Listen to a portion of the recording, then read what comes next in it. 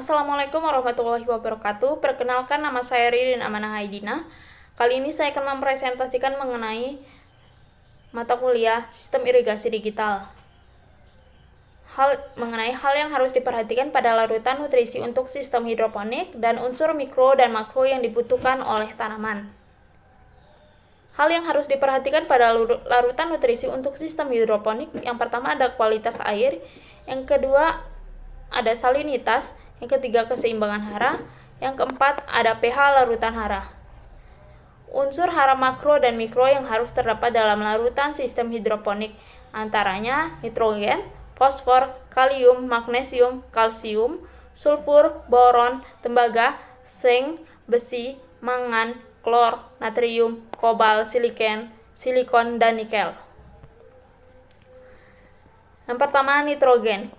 Akibat kelebihan nitrogen, maka daun dan batang yang dihasilkan berjumlah banyak. Batang lemah dan rentan sekali roboh. Yang ketiga, ada perkembangan buah terganggu sehingga hasil panen lebih sedikit. Yang keempat, dapat menghambat pematangan biji atau buah. Akibat kekurangan nitrogen, yang pertama, daun menguning dan pertumbuhan vegetatif tanaman terhambat. Yang kedua, pada tanaman yang sudah berumur dewasa, maka pembuahan tidak akan sempurna dalam pengertian ukuran buah kecil-kecil atau kerdil dan matang sebelum waktunya. Fosfor. Akibat kelebihan fosfor, pertumbuhan tanaman akan terganggu akibat terjadinya ikatan unsur nitrogen dan fosfor yang mengakibatkan tanaman sulit untuk menyerap unsur hidrogen. Apabila fosfor yang diserap tanaman berlebih juga membuat daun jadi pucat, layu, dan kering. Akibat kekurangan fosfor, maka tanaman akan pertama sama seperti nitrogen yang menghambat pertumbuhan sehingga tumbuhan atau hasil buahnya menjadi kerdil. Yang kedua, warna daun menjadi kemerahan dan berubah tua. Yang ketiga, daun yang berwarna merah keunguan secara perlahan akan berubah menjadi kuning. Yang keempat, ukuran buah kecil dan cepat matang. Yang kelima, memperlambat pemasakan biji dan buah. Yang keenam, perkembangan akar tidak bagus. Kalium. Kelebihan kalium pada tanaman dapat menaikkan pertumbuhan jaringan meristem dan mengatur pergerakan stomata. Kalium juga membantu perkembangan akar tanaman sehingga batang tanaman dapat berdiri tegak serta tidak mudah roboh. Akibat kekurangan kalium, tepi daun berwarna kuning kecoklatan disertai titik-titik bercak warna jingga, terutama untuk daun yang tua. Yang kedua, pertumbuhan tanaman terhambat sehingga tanaman tumbuh kerdil dan daun-daun menjadi terlukai. Yang ketiga, rentan roboh karena rasio natrium kalium yang tinggi. Yang keempat, penuaan daun lebih cepat. Yang kelima, akar akan banyak yang busuk karena kehilangan daya oksidasi akibat pertumbuhan yang tidak sehat. Selanjutnya ada magnesium. Akibat kekurangan maksimum menyebabkan sejumlah zat hara tidak terangkut karena energi yang dimiliki tidak banyak. Yang kedua, jaringan menjadi lemah dan jarak antar ruas menjadi panjang. Yang ketiga, muncul bercak-bercak berwarna kuning pada permukaan daun yang sudah tua. Akibat kelebihan magnesium, hingga kini belum ditemukan gejala khusus pada tanaman yang memperoleh magnesium dalam jumlah banyak.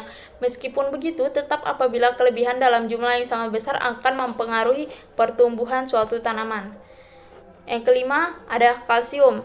Kelebihan kalsium yaitu memperkuat daya tahan terhadap serangan penyakit. Yang kedua, mempercepat pertumbuhan daun dan batang tanaman. Yang ketiga, meningkatkan zat hijau daun atau klorofil. Yang keempat, meningkatkan hasil produksi tanaman. Kekurangan kalsium dapat menyebabkan pertumbuhan jaringan meristem terhambat. Yang kedua, daun-daun dan akar-akar muda sering berlekuk-lekuk dan keriting. Yang ketiga, pada tanaman jagung akan dicirikan dengan perlambatan permunculan dan pemekaran daun-daun. Selanjutnya ada sulfur.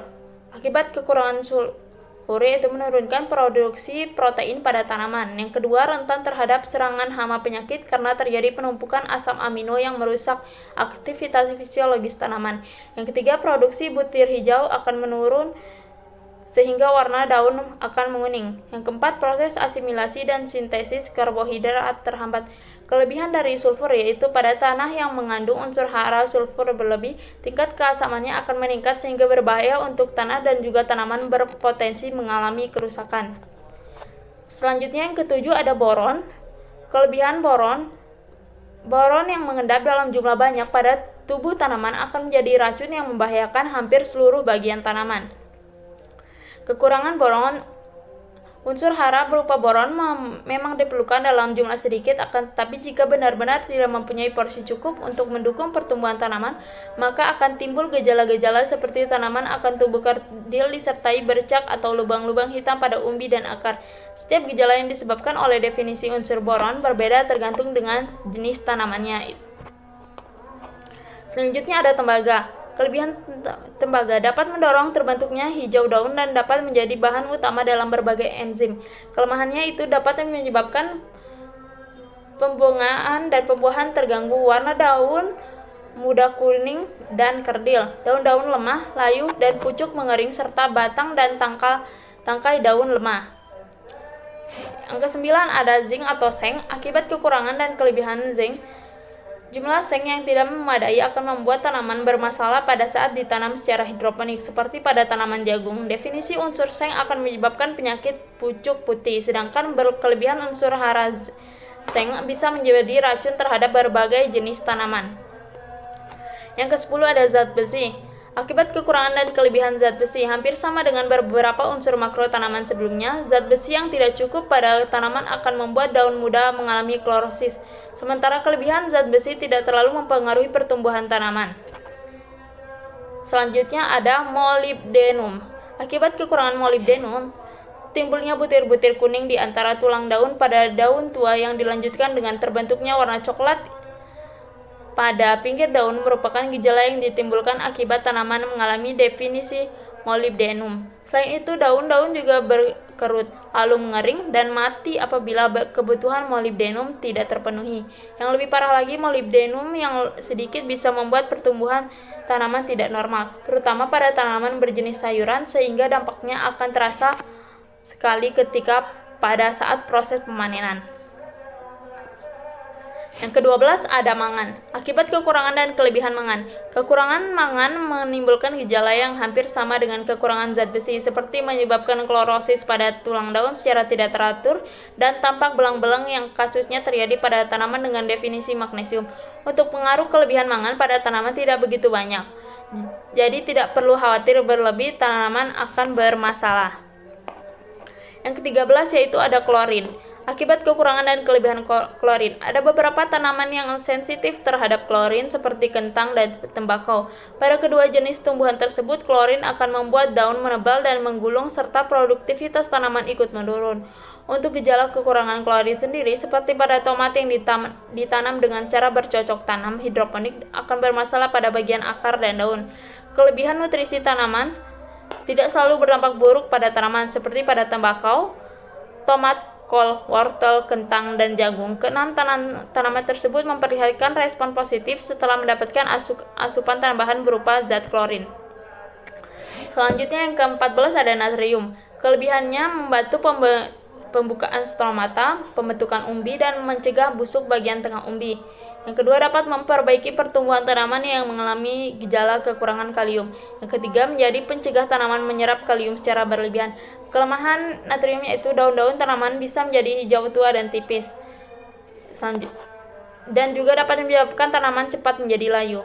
Yang ke-15 ada kobalt. Akibat kelebihan dan kekurangan unsur kobalt, kekurangan unsur kobalt pada tanaman dapat mengakibatkan perkecambahan biji pada tanaman berkurang. Dalam kacang-kacangan, definisi kobalt dapat mengakibatkan gejala definisi nitrogen.